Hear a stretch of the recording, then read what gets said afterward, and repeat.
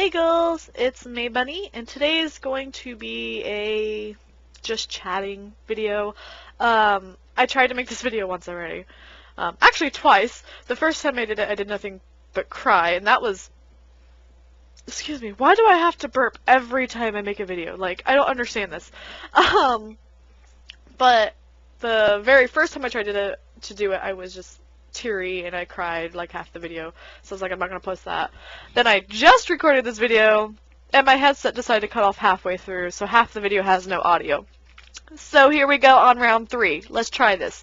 So for those of you that don't believe in anxiety or depression, because I know there's people out there like that, you don't have to watch this video. I mean, you can watch it if you want, but it's going to do you no good, because if you don't believe in this kind of stuff, then you're just going to think I'm a crazy person, which is perfectly fine. You can have your opinions all you want. But this is just to everyone else that either suffers from anxiety or depression, or just needs someone to talk to about it, like, because I'm here for you guys. And the reason why I'm going ahead and making this video now is because on Monday, the 9th, I did go to my doctor, and she did put me on some medications.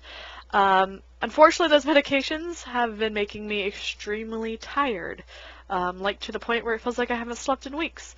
So I'm just making this video now to let you know that there still will be videos. Don't worry, I'm not disappearing for like the 5th time ever.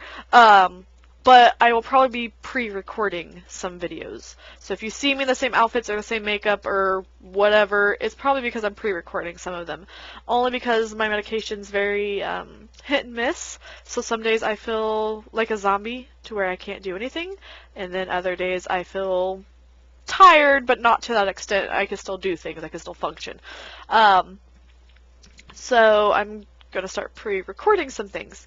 And I had went over a lot of information in the last video, so I will still try to hit that, all those points that I was trying to get across.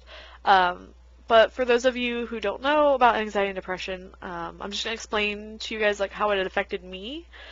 I can't speak for everyone because I believe it affects everyone differently. And for me, it was to the point where, let me just give you a little backstory. So I've had anxiety and depression since a very young age, but I think it mainly started to affect me middle school into high school. And I want to let you guys know that anxiety affects you more than just mentally. It affects you physically. Now, I do have a thyroid issue that kind of affects the fluctuation of my weight, but that's not any reason why I'm fat. Like, let's just be honest. But my anxiety had made it to where I couldn't eat in the morning. If I tried to eat breakfast in the morning, I would throw it all up. Like, I'd literally throw it all up. And then during lunchtime, my anxiety made it to where I was too nervous and afraid to get up and wait in line to get food, because I thought I was going to be judged, and I just didn't want to be around that many people.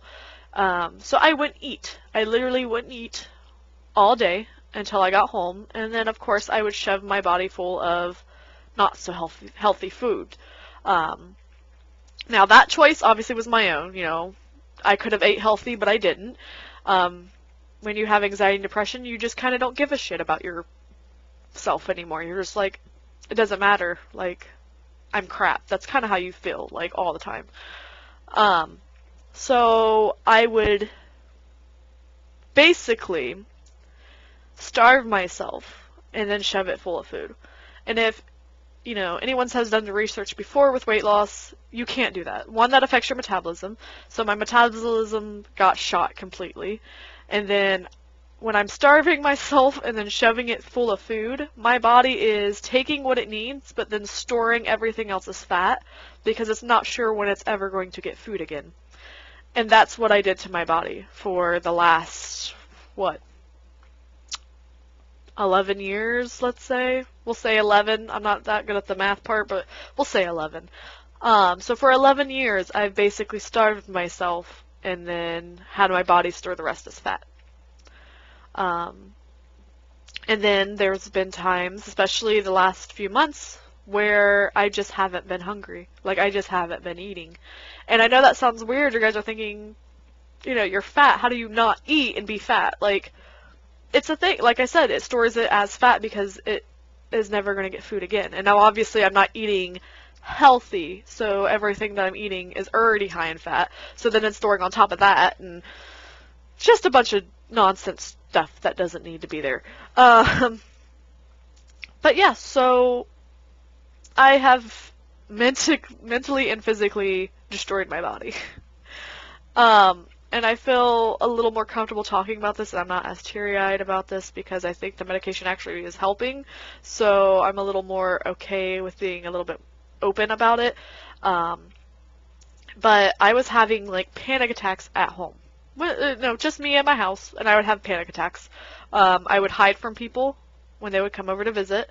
I probably have not seen, or had not seen, any of my friends in months or maybe even a year because I would just hide. I would literally go to work, come home, and hide. Like, that's it. That was my life. It took every ounce of energy for me to do anything, like to want to go to work, to do anything. I'm surprised I even went to work, to be honest with you. And some of you, like, I'm pretty sure none of you know this about me. Not even my family, I think, knows this about me. I think only one of my friends knew this about me. But when I was in middle school, I had a problem with my depression a lot. And it was a very dark place for me at that time. So I used to self-harm. Now, luckily, I'm really pale, so the scarring is not as visible as it would be on someone that's, like, tan. And luckily, I didn't cut as deep all the way through when I was hurting myself. So there's only little scars on my wrists, which, like I said, I'm so pale that they kind of blend in, so you have to really look to see them, which I'm lucky. But it's kind of one of the reasons why I have wrist tattoos, because it hides some of them. And I had recently, this past month, got back to that very dark stage, and that's what frightened me the most. I had got back, sorry, I can't talk, to that suicidal thought process. Like, I just wanted to die. And to be honest with you, my life's not stressful. I have a less stressful job. I'm not struggling financially. We have our own house. Everything's going great. And that's the bad thing about anxiety, is you know you have no reason to feel this way, but your brain decides to make you feel this way anyways. And I always try to tell myself, like, Sam, there's people out there that have it a lot worse than you do. And my brain just didn't care. It's like, no, the world's out to get you. Like, it just is. And it feels so nice and so weird to have a brain that is silent. Like, now that I'm taking this medication, my mind is silent, and it feels amazing. Like, you guys have no idea what it feels like not to constantly, or maybe you do have an idea, but how not to constantly have this voice going on in your head 24/7, trying to sleep, cannot sleep because your brain will not shut up. And to be honest, I'd rather be a zombie than feel the way I did a week ago. And I always told people, I never want to be a zombie. I don't want medication because I don't want to be a zombie. It had got to the point where I'd rather be a zombie than feel that way. Luckily, I'm not too zombified. So just to go in a little bit more detail, I have 2 medications right now. One is my everyday medication, but it takes 4 to 6 weeks to actually go into the full effect. The other medication is obviously my temporary medication that I'm supposed to take if I'm going to work, going out in public, or if I'm even feeling anxious at all. That one is the one that makes me extremely tired. Now, I had been off work for 2 weeks because of this issue. Like, it was affecting my job. It was making me extremely sick. It was making me lightheaded, faint, dizzy, all of that. And I'm going back to work now, so I'm having to take that medication a lot.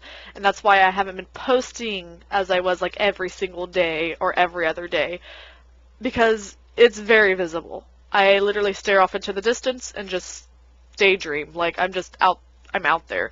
It makes my vision a little bit blurrier, and it makes it hard for me to not process things, but it's like one of those states where you're still asleep, it feels like, in your mind, but you're not. Like you're awake, but you haven't woke up fully. It's one of those feelings. So that's the only reason why I haven't been posting as often. It's because I'm still trying to get used to this medication. And that's why I'm telling you guys that I'm going to pre-record videos, because on my days off, I do not have to take that secondary medication. I can literally only take the one, and I'm not as tired, and I can still do things and be human. But I just wanted to let you guys know that's where I'm at right now. I'm pretty sure I didn't cover as much as I did in my other video, but I just can't think of what everything I had discussed. I kind of just rambled in my last video that I just tried to record, and then the audio cut out, and I was like, ah, darn! But that's where I'm at right now, guys, and I just wanted you guys to be aware of everything. I am in a much better place, I feel, mentally, but it exhausts me. But this exhaustion I like better than the mental exhaustion of my mind constantly going. I know that sounds weird, but they are two completely different kinds of exhaustion. This exhaustion is just like medicated. The other one is just where I'm literally wearing down my brain to the point where it's just like, just stop. Like, I can't. And I don't know how, everyone else has had their anxiety affect them, but everything was just 10 times harder to do. Like, everything just felt 10 times harder. And, we're taking this one step at a time. One day at a time. I'm glad my brain is finally out of that stage of suicidalness and that dark, dark place that I don't ever want to be again. That can stay in the past for all I care. So, yeah, I don't want to make this video too long for you guys. If you guys have any questions, leave it in the comments down below, and I will reply to you guys. And, of course, I promise you, if you want to subscribe to me, my channel's not always about stuff like this. It's not depressing and sad. But yeah, you can go ahead and subscribe and become a part of my ghoulish army. And then just give this video a thumbs up. Just show me that you guys, watched this and are kind of understanding about it. Because I don't want to flake on you guys again, okay? Because, no, I have determined to make this channel great at some point. But I really appreciate you guys, all of you that do watch and all of you that don't watch, or just stop by, I should say. See, I'm not even making sense. My brain is just woo. Even if you just stop by and you don't subscribe, I thank you anyways for just watching and giving me your time, to be honest with you. And I hope I can see you guys more often and see you guys comment and see you guys like this video and all that other stuff, so I know that you guys are still there for me. And yeah, if any of you ever need to talk, you can either direct message me or just leave a comment. I'm always here for you guys, no matter what, because I know what it's like to be there, and no one should have to be there at all. And it's always nice to have somebody to talk to. So, alright guys, thank you so much for watching, and I'll see you in the next one.